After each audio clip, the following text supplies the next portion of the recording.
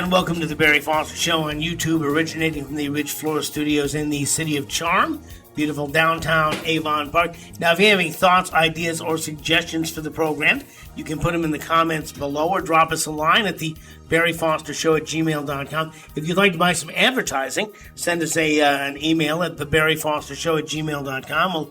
We'll send you a rate card. We are going to try to monetize. We've got some people who are talking about coming on. Before I started this program, I was not necessarily an engineer. I've now learned how to be an engineer. Before I started doing this program, I was not a salesman. I'm learning now how to be a salesman. Although, just so you know, I've made my wife the sales manager. There you go. So you want to deal with somebody much better than me, you can talk to my lovely wife, Sandra, and she'll hook you up, okay? Please check us here at the YouTube page Monday through Friday. We try to have a new program up each and every weekday, and like and subscribe our YouTube page, and join our pages at the Barry Foster Show on Facebook and Instagram. That would be very helpful. John Larsen in the studios with us. John, good morning. Good morning. How are you doing today? Excellent. Good to have you with us. Yes. I got to tell you that I've gotten some. We talked yesterday about conservatives and why we like conservatism. The Florida legislative session has not yet started, but there is a real move in the offing, trying to move away from property taxes. Mm-hmm. And there have been 8 different bills released to try to move in that direction. And the idea is to get local governments less dependent on property taxes and more dependent on other things that the voters may have some control over.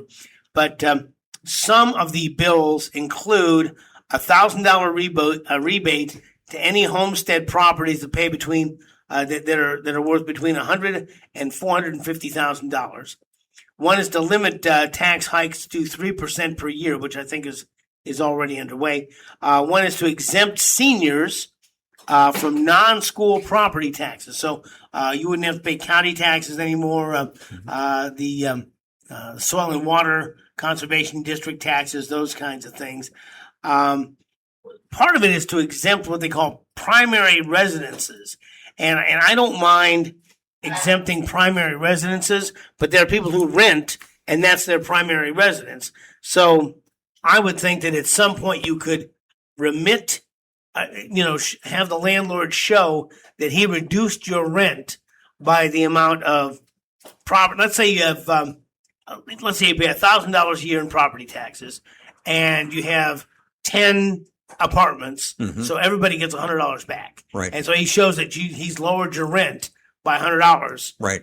For that property taxes coming off. Mm-hmm. Something like that. But I think it's a way to begin to restructure the way we pay for things. And in doing that, it may be like what we see the president doing with this government shutdown, being able to shut down programs that are not doing real well. Well, speaking of education, it so happens that I have another little clip about education here. Oh, okay. In California, higher education have cracked down on what they call fake students.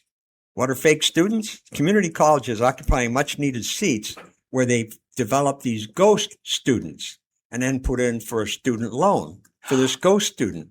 It is now, according to Linda McMahon, who's the Department of Secretary of Education, estimated to be $1 billion a year across the country, where these colleges, especially junior colleges, are developing ghost students and then apply for a loan under this ghost student's name. They get the funding, and then, voila, the school takes the money, okay? So this has turned out to be, as she has indicated, a $1 billion scam that's going on across the country. This reminds me in the movie of Oh Brother, We're Out There. They go and record this song. There's 5 of them, right? And the guy's, he's blind. He does he's he's writing the checks. And he says, you boys come up here and make your mark. And he says, well, Aloysius and Horace can't write. So all of a sudden he goes from a 5-member band to a 7-member band, and he's got to pay them all. Yep. So we have, I can believe it, but I never heard of such a thing. As more and more of these scams are uncovered, you shake your head and you say, I can't believe it. These things are going on, but they're obviously going on, and obviously costing the country billions and billions of dollars in fraud, waste, and abuse, which is what Elon Musk was talking about when he was there. There's this comedian, and he is. If you, I don't remember this guy's name, but if you go ahead and do an internet search for comedy, I Am the Machine. He talks about how he was in college, and his one of his friends who was a grad student needed to teach this Russian course, but she couldn't teach it unless she had 15 kids. She only had 14, and she says, "Look, I'll pay your tuition if you sign up because I'll still make money." Mm-hmm. And he says, "Okay, fine." So he goes and he says, "I didn't learn anything." He says, "I was just in there, to help her out." And then they wanted to go to Russia, and he said, well, they wanted to go to Russia, but they needed one more person to take the field trip, and she would pay his way, because she would still make money if he would go. So he went, and then he talks about how with the little Russian that he knows, he runs into the Russian mafia who run everything in the Soviet Union, apparently. And it's quite an interesting comedy bit, but it's the same kind of thing where they pay a student, they pay somebody because they're going to make more money than it costs to have that one last guy in there, gal, whatever. But I mean, and could you sit down and even put this thought in your head and say, I think I've got a scam that I can perpetrate here and make $1 billion? I don't think like that. It would never, our Lord and Savior teaches us that we're not supposed to, have sharp business dealings. So I don't think in those terms. And I have been criticized because I generally take people at their word until they show me they're not trustworthy. Mm-hmm. And when it pops up they're not trustworthy, it's kind of hard to get back again. The old saying, fool me once, shame on you, fool me twice, shame on me. And so this does not surprise me. And the more I learn about colleges at all levels, the less I am convinced that these are actually institutions of higher learnings, but more that they are indoctrination center. Now, let me walk that back to this degree, and we've talked about this before. If you're learning how to be a truck driver, or you're learning how to be a plumber, or a carpenter, or electrician, there's not a lot of political indoctrination that goes into that. No. Mm-mm. But if you're learning things like an art history major, or a DEI cultural major. In fact, we had a gal in church came back. She's going to school up in Ohio, and she's learning how to be a public relations type of person. And she was doing. I said, "How are you doing?" And there's some of the courses she was not doing real well in. She wasn't doing real well in math. I said I couldn't help her, but she liked this course that she was taking called Intercultural Communications, that teach you how to communicate between cultures. And I said, "Really?" I said, "When you come back." And she kept calling me sir. You feel really old when they do this. She's like 19, and she's younger than my granddaughter. But at any rate, I said, I'd like to talk to you at length about this. It's kind of figure out what they're teaching you over there. I'm going to talk to her dad because she'll be back for Christmas. And I said, I'm going to say, can we all kind of have like a little family get together, mom and dad, Sandra, myself, and the daughter, and I just kind of like to pick her brain a little bit and find out, well, what's she learning up there, And now here at South Florida State College, I don't think there's probably much indoctrination going on. Some of the higher schools, USF, Gainesville, U of F, Florida State, I'm not at all sure about what they're teaching up there. Well, there's an addition here. This Kim Rich was a criminal justice professor at Pierce College in Los Angeles, and she had been flagging fake students and purging them from her classes for several years. All right. She sees them using images of real people taken off the internet, as well as their names and date of birth. All right. One such victim of identity was the theft of a young man who died in the North Tower in 2001 in New York. Oh my gosh. So, I mean, they're taking fake identities, creating this person, including a photo of this person, which was obviously somebody else, if it even existed, or AI generated, submitting in for a student loan, taking the money. Voila. Okay. So here you go. So and as an instructor, you dare not out your college because you'll be out of a job and you won't get a job in another college. Well, she obviously has done it, though, because she says she's been outing these people for years, taking them off the rolls in her classes because she sees these fake students listed in her class. They don't exist. So she's been purging them for years, she said.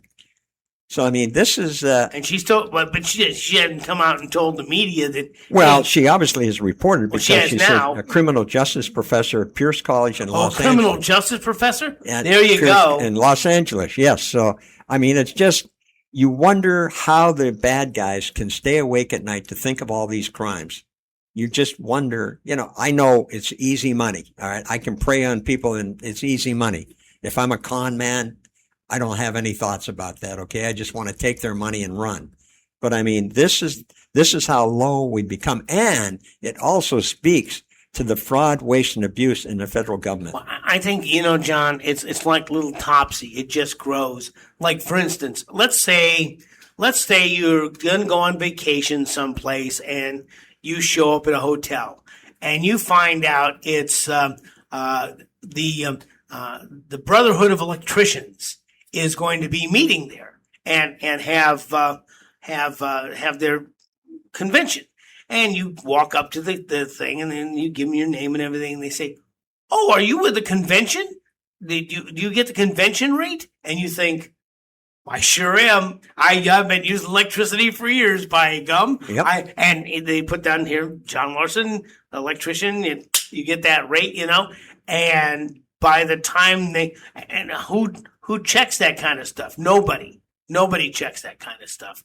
And so you've gotten the cheaper rate, and it's just, as they would say, it's just a little white lie. But then you think, well, gosh, I could do that more often. In fact, I wonder if they have a complimentary breakfast for the electricians. I wonder if there's a complimentary dinner for the electricians. I mean, nobody's wearing badges or stuff. You can just kind of walk in. Just kind of go walking along with them, and so, well, then other people say, well, he did, and other people start doing it. Well, somebody along the line created a fake student to see what would happen. Yep. And they got away with one. So maybe next semester they have two, and then the next semester they have four, and then pretty soon there's 20 or 30 of them, and well, nobody checks this kind of thing. Well, and obviously this thing went across the country. I mean, L.A.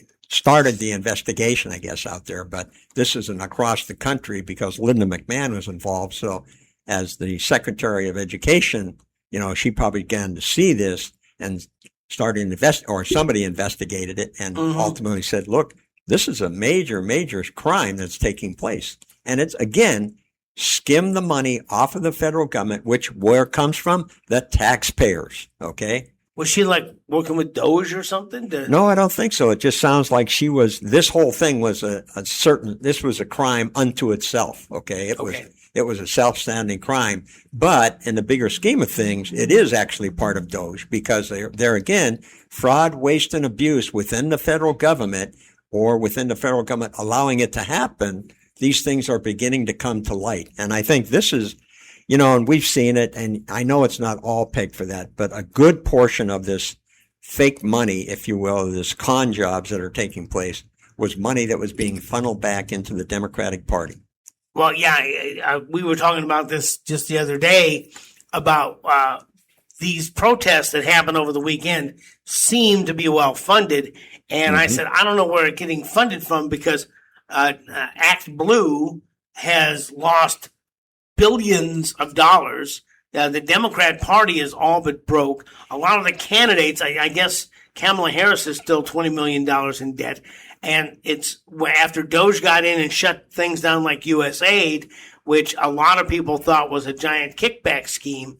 When that money is no longer flowing in, they've run up bills they can't now not pay. Right. And you speaking of Kamala Harris, you just wonder, she's on her book tour about what was it? The 107 days. I wonder how many books she sold and if the Democrats are attaching any of the funds from that back into their coffers. Yeah. I doubt it. I doubt it. I don't know. I don't know how many books that she sold, Yeah. but somebody is funding these inflatable costumes that they were giving out and the signs that they were giving out. I saw and I have not had a chance to look into this, but I saw this Facebook post that showed the sponsors of some of these protests were the Communist Party of America Yes. and the Progressive Yes. Communist Party, who Yep. apparently they have some money. Where that money comes from, I don't know. I do know that there are countries in the world that are communist that are not the United States. Well, I think part of Beck's uncovery of this Riot Inc.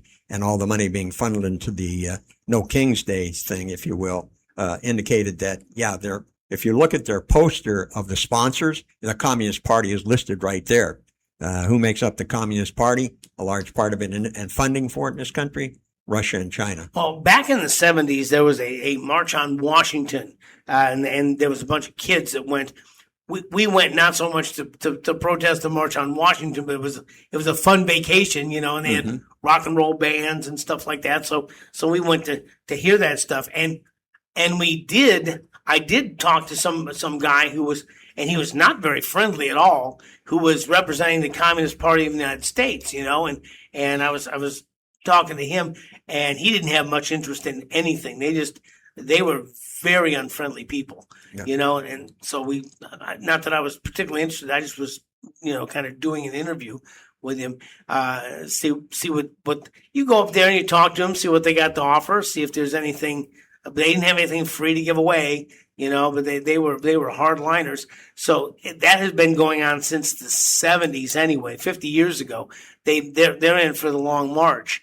So and these kids nowadays, like we talked about with Mondami yesterday, he promises them the moon, and if they can't fulfill it, oh well, we're in power now. What are you going to do about it? Well, it was interesting. A number of the signs that I saw Saturday at the No Kings rally here in Sebring referenced healthcare for all. Well, of course, the advent of all of this frustration between the people protesting ICE, and that is that everybody in this country is entitled to free healthcare. Oh, really? Okay, who's going to pay for the free healthcare?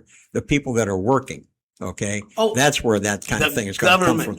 Well, the government, but ultimately, where does the government money come from? The private citizens who pay taxes. Over the course of time, there has been an effort, and it's one of a number of efforts, but there's been an effort to convince people that the government has money. And now when you ask them where they get that money from, they don't know, but they just know it's government money. And that money comes from our back pockets, and sometimes our front pockets, because when you buy a candy bar, all the taxes that candy company has paid go into what you're paying for that candy bar. Okay, whether it's the taxes on the workers' wages, the taxes on their buildings, the taxes on the gas to deliver it, whatever, you're paying for that. And the hidden taxes are as bad, if not worse, than the direct taxes that we have. And these kids don't understand that. Well, there was a graph that I saw this weekend, and it indicated in New York City, all right, between federal, state, and city taxes, if you're a millionaire, you're paying 44% of that money in taxes. And he wants to take another 2%, which on $1 million would be $20,000. Okay. So on top of whatever else you're paying in your 44%, here comes another 2% on top of that. Now, how long are you going to stand there and take it and not do something to react to it? To me, I'm going to pack my bags and leave. Oh, well, we saw Limbaugh and Hannity both left. Yes. And I had a story when I was working for the paper about this guy who'd moved out of New York City and taken his financial planning and financial investment company and moved from New York to St. Petersburg. And he's not the only one. Mm-hmm. A lot of people are moving out of the city, and I think we've talked about how the fact that Hannity had to document how long he spent, where he spent, and if he was in New York for a minute over, he'd be subject to taxes. Well, Rush always said that when he left New York and moved to Florida, he said, if I have to go to New York, and he said, sometimes I do, I never stay overnight, never. He says, because if I stay overnight, they zing me on the taxes. Okay. So I'm in and I'm out in the same day. Never stay overnight. And it's probably worth it to take that private jet. in Oh, and out, absolutely. you know? I mean, absolutely. We think of it. We're not on the rich side of things, but if you were a millionaire, you have to look at it in that light. Okay. How many dollars can I get taken away from me before I finally stand up and say, no. What? I'm not getting anything from you and you're taking more from me. When I was growing up, a lot of the people who I remember reading about how people who worked in New York actually lived in Connecticut, and they would drive in to New York. Yes. And when I was working in Cleveland, there was a Cleveland income tax, and I did not live inside of Cleveland, but I worked inside of Cleveland. So because I worked inside of Cleveland, they taxed my paycheck. Because I worked in, so technically, and they had it written. So if you work in there, even if you live outside the city, didn't matter, and I'm sure New York is the same way, but they, since even before the pandemic, have been losing people hand over fist. I remember Limbaugh talking about how since the pandemic, from working at home, the office buildings were ghost towns, that they couldn't give away office space. So. Well, you take a look at, I watch so many things trying to consume information from a wide variety of areas, but I saw a report this guy did in Portland, because Portland has, that's where Antifa is headquartered. Everything out there is crazy. And yet you hear this mayor of Portland out there saying, oh, this is the greatest, safest place you ever wanted to live. And the only activity we have is in one block. That's all, just one block. Well, this reporter said, no, I'm going to take you for a trip. So he walked down street after street after street, empty buildings in the business district, empty buildings. So the mayor is lying out of one side of his mouth, and you got other people who are reporting visually, here's a vacant building. Here's a vacant building. Well, that's, again, this has caused us to have to do our own research. And many of us think, well, that's in Portland. I don't care. That's way on the West Coast. We don't care. Mondami wins. That's in New York. We don't care. And I think the upshot, at least for the next 2 years, and I would suggest that they had best be looking at who's going to take Donald Trump's place. And he has trolled these people by saying, well, I could still run for vice president. I could still be on the ticket, and they couldn't stop me from being on the ticket. And I think the most of that is to make the left lose their mind. Well, just before the shutdown, he had a meeting with Schumer and Hakeem Jeffries, the leader of the House and Senate from the Democrat side. And they were meeting in his Oval Office with his big desk, And he had some red Trump hats that said Trump 2028, and he had 3 of them lined up on the thing. So they had to look at him before they could see Donald Trump. just trolling Trump, just trolling. That's all he's doing. I heard this thing, and I think that it's right. They were talking about the stock market really does not like uncertainty. No. And so if there's anything that's uncertain, the stock market will plummet. By the same token, uncertainty is what helps with negotiations. And Donald Trump is the master of negotiations, so that his creation of uncertain things kind of is deleterious to him in the fact that the stock market goes down, but it's what he uses to bring people to the table. Okay. And so there's this level of uncertainty that he creates to make things very fluid, so he can go in one direction or another. We've talked about how they say, well, Mr. Trump would, Chuck Schumer would make some suggestion and say, well, what do you think of that? He says, well, I'd consider it. And of course, everybody goes crazy. Why? How could he even consider that? And then 2 or 3 days later, he goes, well, I considered it, and we're not going to do that. He was on a plane, I think it was yesterday, because he went he went down to Mar-a-Lago. So he was in Florida for the weekend. And one of the reporters asked him, what do you think about these king protests that are going on out there? Are you a king? He said, no, I'm working my ass off for the American people. Thank you. Okay. Yeah. He said, no, I was duly. In fact, somebody who published under his name said he was really glad that there was a no King's protest because he was worried a king might take his place, and so he just wants to be president, And he has. I've said it before, and I'll say it again. He has a way of disarming people with humor. Mm-hmm. Sometimes they don't realize they've been disarmed, but he does it with humor.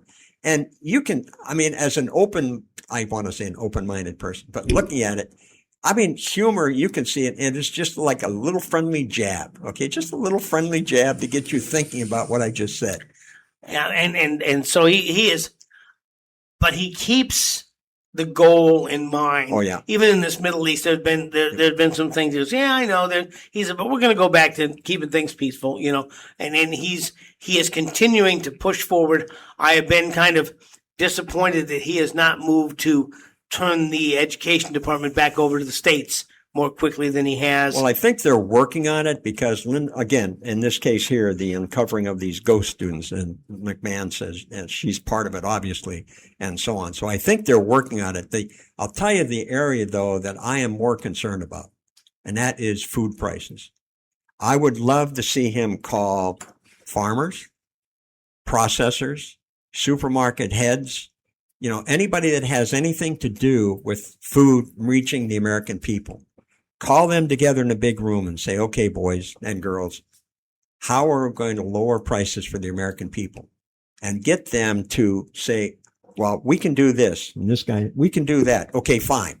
Let's put a deadline on when you're going to do that. Okay, mm-hmm. When are you going to make that happen? 30 days, 60 days, 90 days? Because we have to get the prices of food down in this country. And I need your support to make it happen. There is some move from the bottom up. There's this guy named Ian Carroll.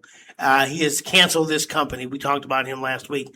And he's got an app that's in the beta stage of testing called Buyer. BUY''R. I put in to be a tester for that. There's another new one called Open Food Facts. And you can scan a barcode and or search for a product. It'll tell you who owns that product, what the ingredients are in there, if there are bad things for you. And we're seeing these kind of random headlines about how I think it was Doritos said they're taking all their petroleum-based products out of the Doritos. And I used to say for years, if you want to start your barbecue, light up a Dorito. Because they just burn like crazy. They are so full of oils, all kinds of oils. Wow. They're so full. They just burn like crazy. So you put a couple of Doritos in the middle of your barbecue and light them up and light them on fire. There it goes. So, but this this Buyer BUY''R and this other app called Open Food Facts. It lets you scan the barcode. Lets you search for a product. It'll tell you, and it is kind of like AI because as you put the products in, it retains that product. So it will tell you if it's like some stuff that I thought was privately owned, like we used to use Tom's toothpaste because we thought but it's been bought out by Colgate Palmolive. Yes. And this Ian Carroll has under cancel his company has spreadsheets full of who owns what and helps you decide what you want to buy and what you don't want to buy. You and I talked a little bit yesterday about farm stands and farmer markets because I think that's going to be kind of the next place to go to look for cleaner food. Sandra and I always looking for clean food. We found a little farm stand and we bought some homemade bread that it was made under, let me see if I can remember this. It was made under provisions. Let me see if I can call this up here. Made in a cottage food operation that is not subject to Florida's food safety regulations.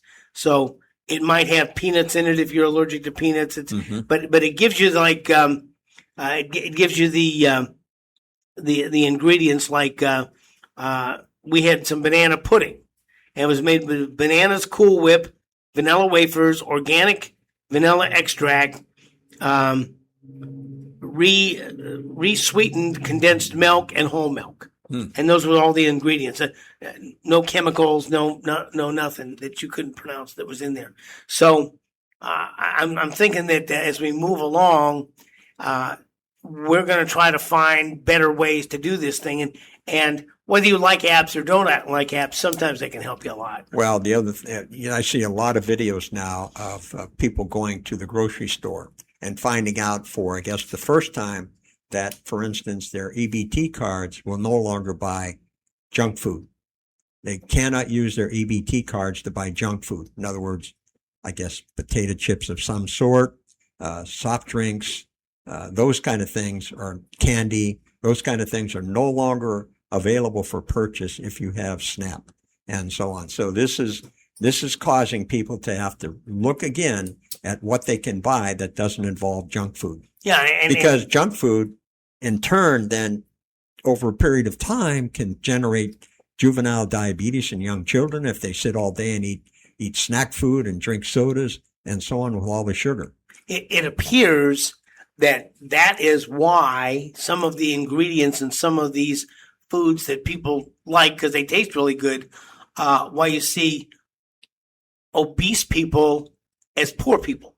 Because used to, back in the olden days, if you were obese, you were a rich person. Because most of the general populace had to fight for each meal that they got.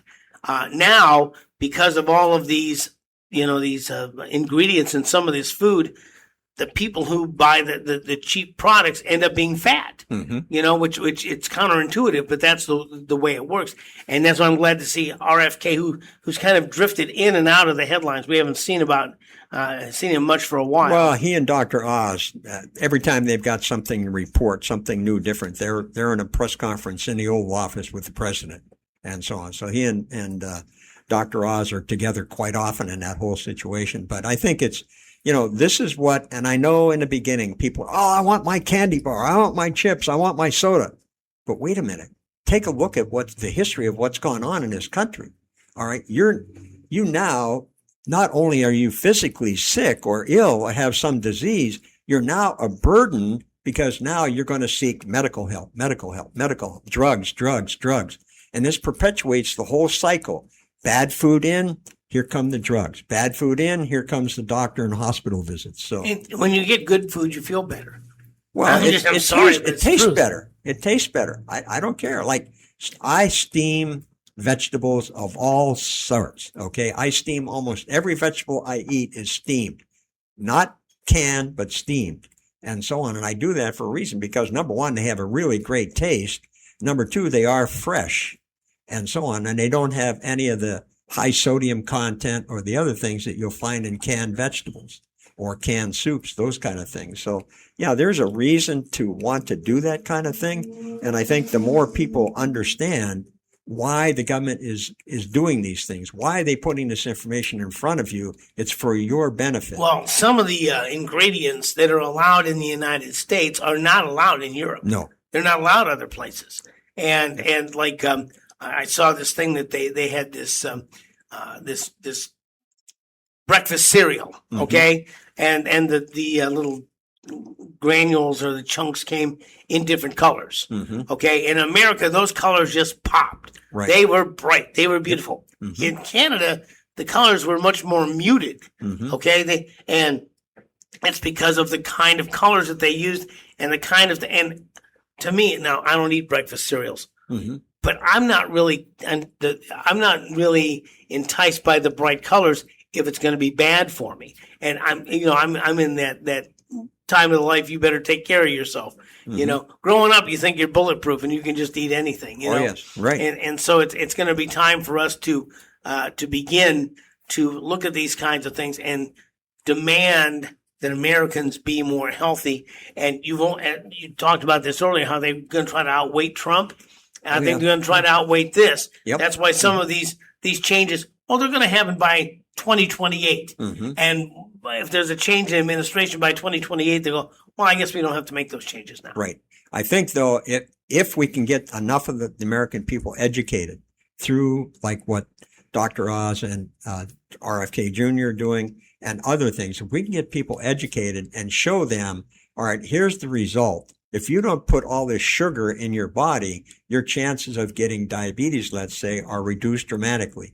And look at it because today, I don't care. You can go out and see 2 and 3 and 4-year-olds that are already way overweight. Yes. Because they've been consuming all this junk food. So the best way to do that is try to wean these kids off of the junk food. And if you're not allowed to buy it, then maybe they won't have access to it. At Publix, they used to give you a free cookie. Yeah. And now when you go in into Publix, there's a little sign that says you can give your child an apple, a banana, or something else out of they got a little box there, and you can just pick up a free banana and give them something to do while you're wheeling through the aisles, and something to keep their hands busy. So they've switched from a cookie. In our house, we don't have, that I know of, any refined sugar. Sandra uses honey. She uses maple syrup. She uses stevia. She uses agave. I mean, and so it uses the agave with the coconut, which is really good. But at any rate, we transitioned, and I got to tell you, I have not been deprived. I haven't seen anything different. We're moving, and I'm hoping with programs like this we can kind of continue to. But I think a lot of it's just people paying attention. Nobody paid attention before till RFK got in there, and now he's paying attention. And they're oh gosh, we didn't know that was in there.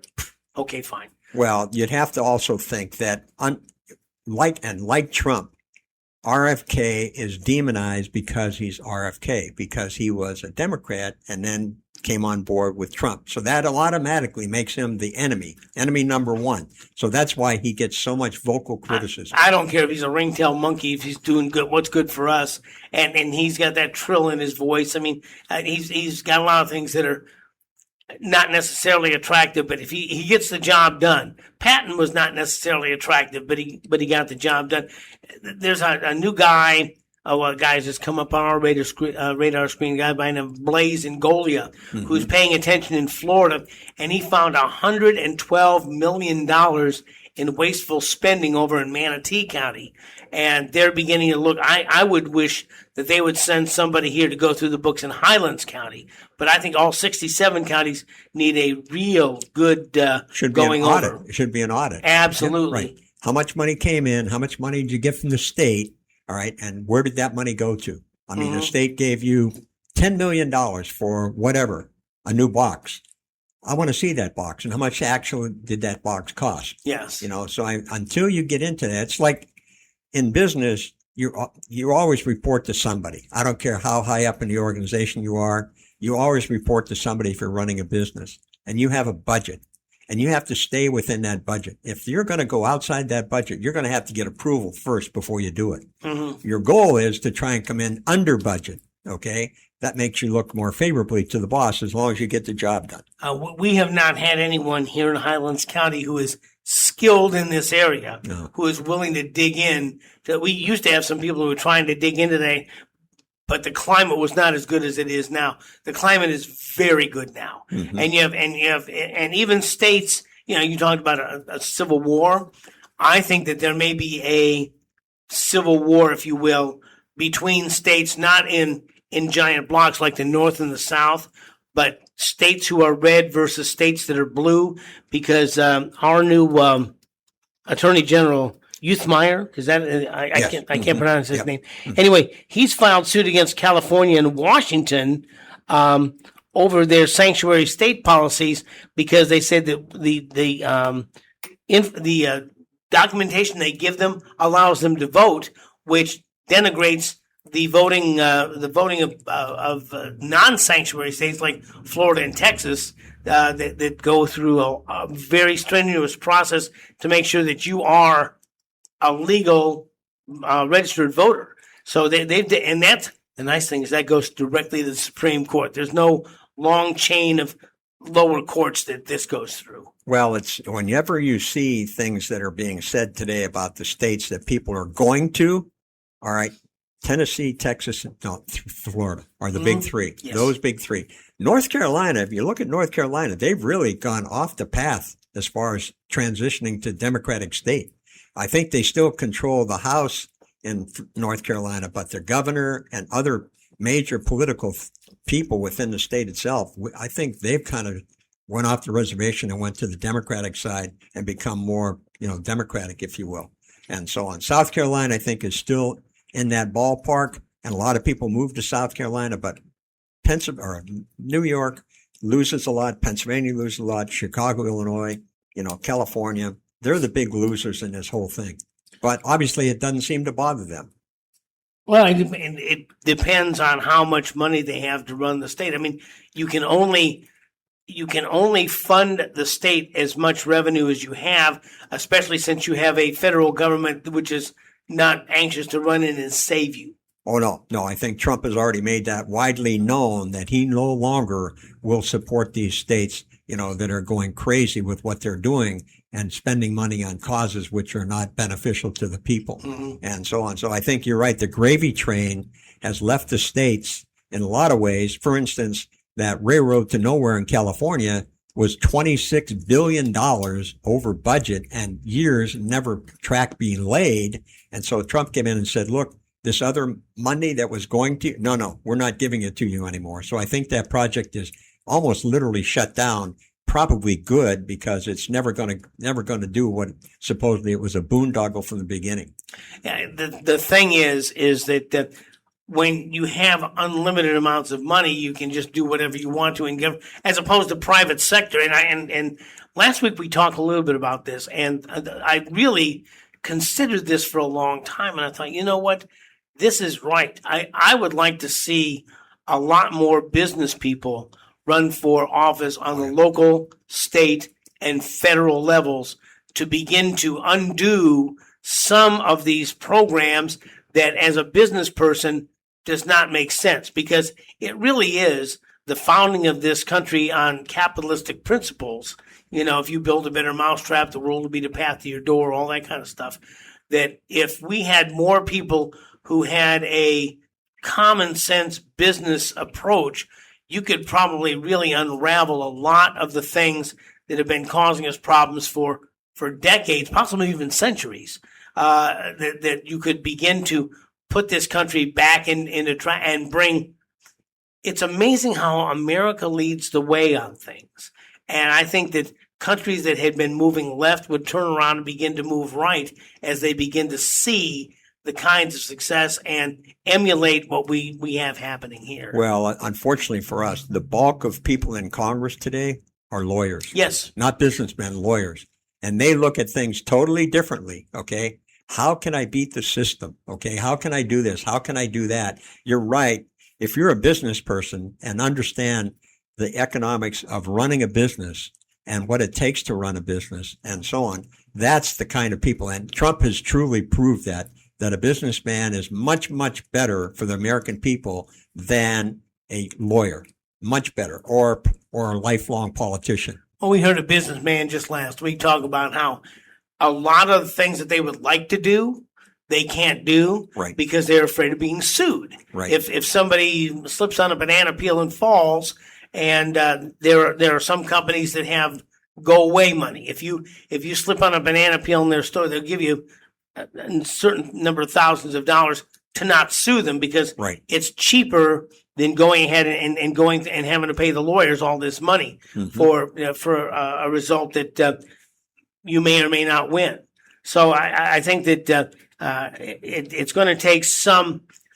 I was told many years, like several decades ago, that if you're at a racetrack, we like racing. You're at a racetrack. In America, if you put up a 6-foot concrete wall with embedded glass on the top, and somebody is able to scale that, get over and get on the track and get hit, that's your fault. Mm-hmm.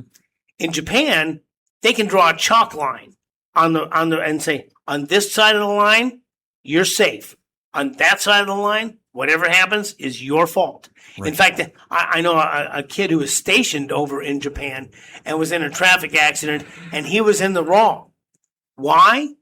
Because he wasn't a citizen of that country, and if he wasn't there, that accident wouldn't have happened. So he was being held at fault. Mm-hmm. That was their way of thinking of things. And I think it needs to go back to the idea that you can't slip and fall and get rich. You have all these attorneys. I see the billboards on 27. You could be entitled to compensation.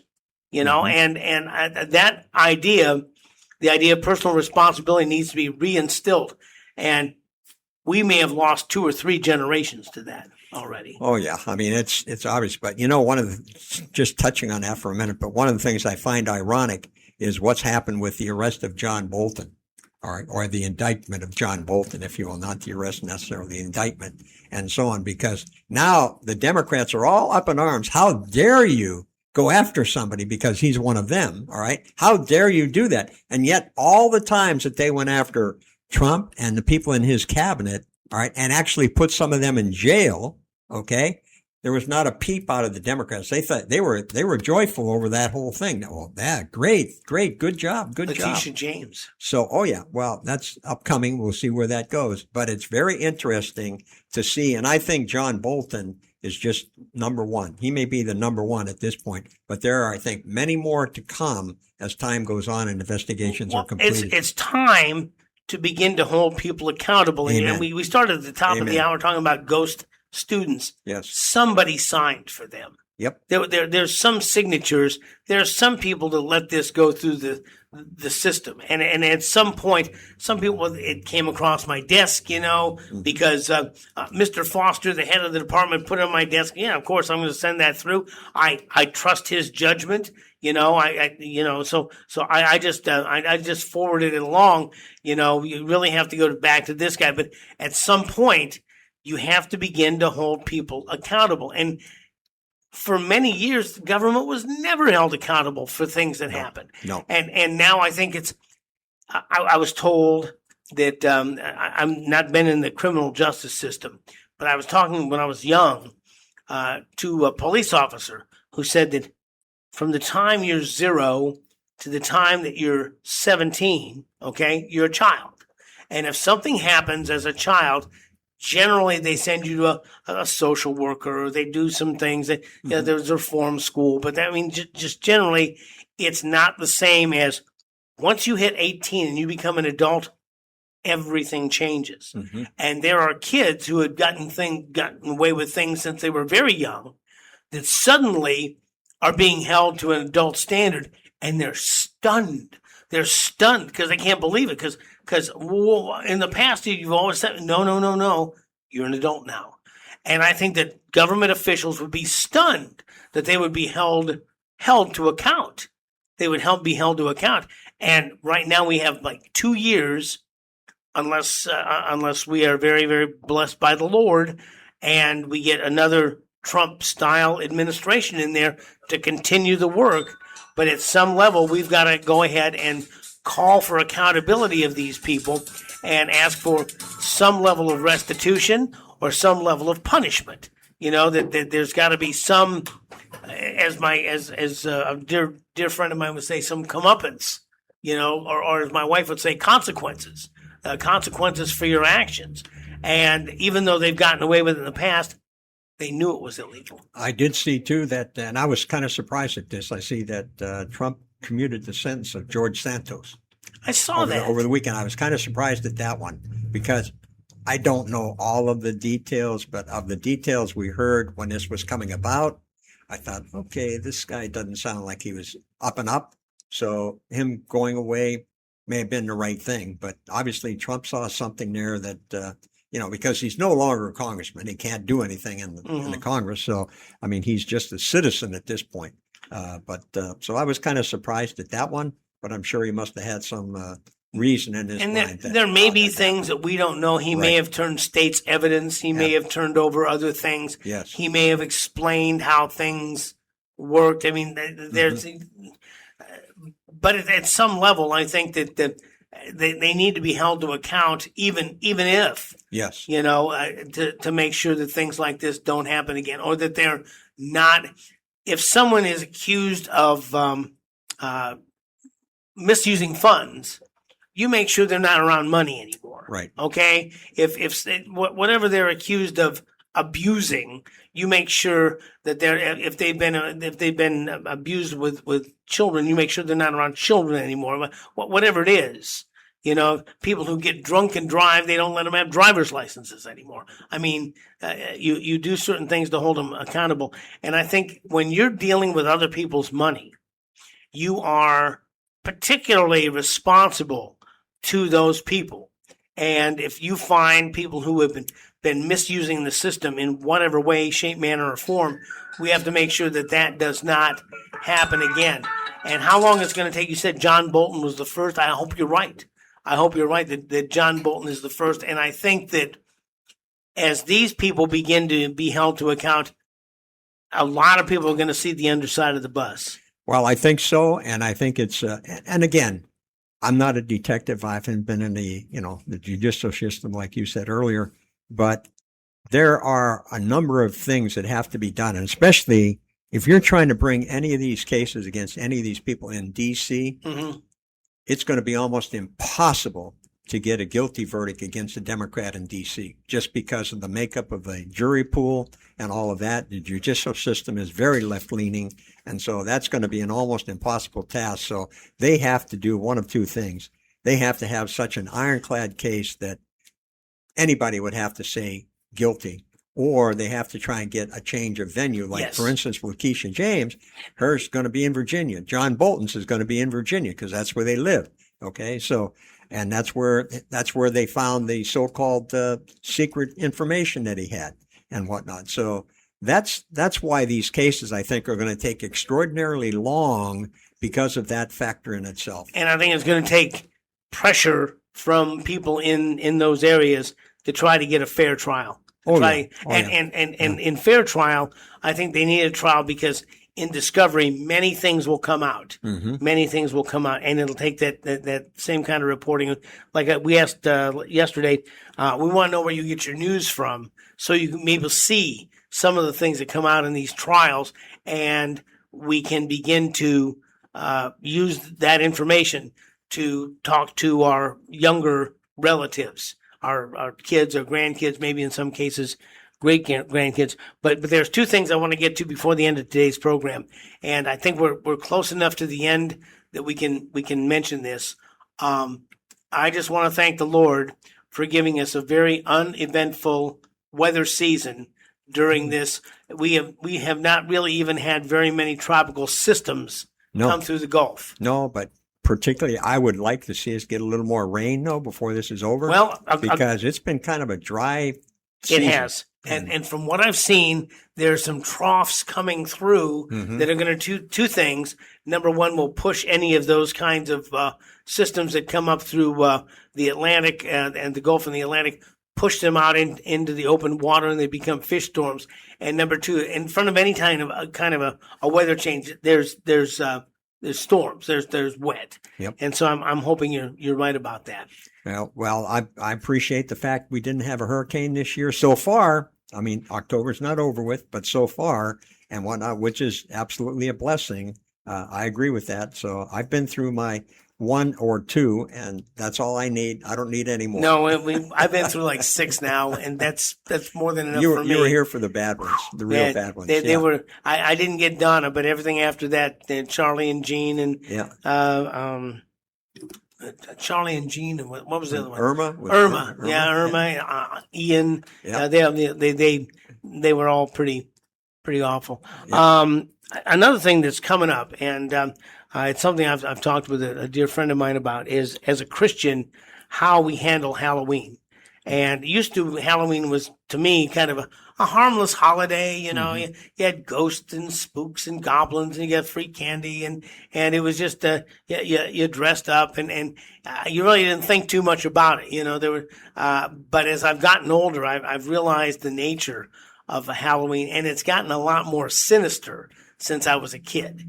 Okay, before the witches were kind of like going bewitched or something. They were just kind of benign, but it's gotten a lot more sinister, and we have rather transitioned away from doing things on Halloween. But I think if we do things on Halloween, we're going to use it to give the kids a little bit of candy and give them the gospel, and let them know that the Lord Jesus Christ is there for them. And to invite them to come to our church or a church. There's many churches around where we live, but handling Halloween, I think we talked about accountability and pushback. I think that's going to be the beginning of what we can do this year in terms of handling Halloween, being very thankful at Thanksgiving and indicating who we're thankful to, celebrating Christmas as the birth of our Lord and Savior Jesus Christ, and the new year towards a new idea of what this country can be. But I think that over the term of these holidays, and I only use the term holidays until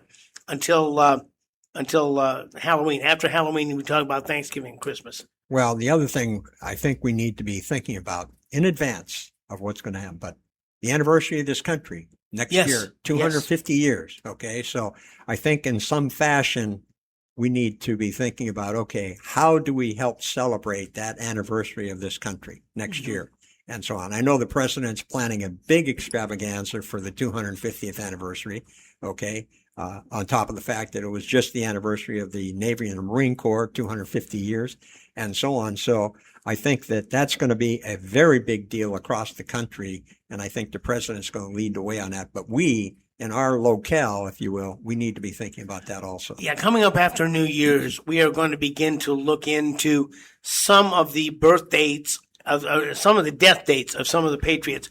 A lot of the birth dates they did not chronicle. They didn't have a birth date, but you can find out when Nathan Hale died. Okay, you can find out when John Jay died or John Witherspoon or some of the other founders. There's a time that I talk about between Memorial Day and about the truth train coming through. All right. After Independence Day, when the Declaration of Independence was read, when broadsides were put out, when other things were, which broadside is a publication, and talk about some of the great pamphleteers, patriots, and events in American history to help make people aware of the different things, why we celebrate Memorial Day. We've got Veterans Day coming up, but we've got a lot of things that we need to look back and understand how the country was set up. It was set up as a republic. It was not set up as a democracy. The founders did not like democracy. They had no use of democracy. To them was mob rule. That's why America is a constitutional republic. And you'll see they have been feeding the word democracy for years, trying to get people to think we are not. Okay? Well, the politicians in Washington are a big reason for that because that's all they ever say. Yes. We're democracy, democracy. That's all they ever say.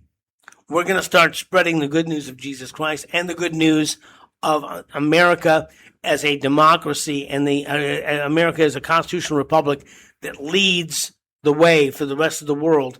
And we heard Donald Trump. We talked about him. The president of Argentina came in, and he's up for re-election. And the president of Argentina is like a MAGA Argentinian, right? And they were going to loan him $30 million.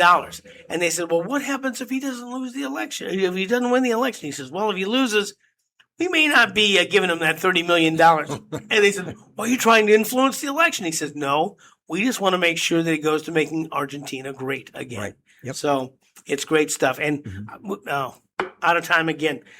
We appreciate you tuning in so much, John. I appreciate you being with us. You've been listening to the latest edition of the Barry Foster Show, recorded at the Ridge Floor Studios in the City of Charm, beautiful downtown Avon Park. Any thoughts, ideas, or suggestions for our program? Just put them in the comments below and tell us where you get your news. We'd really like to know that. If also you have any thoughts, ideas, or suggestions, you want to be a sponsor, drop us a line at thebarryfostershow@gmail.com.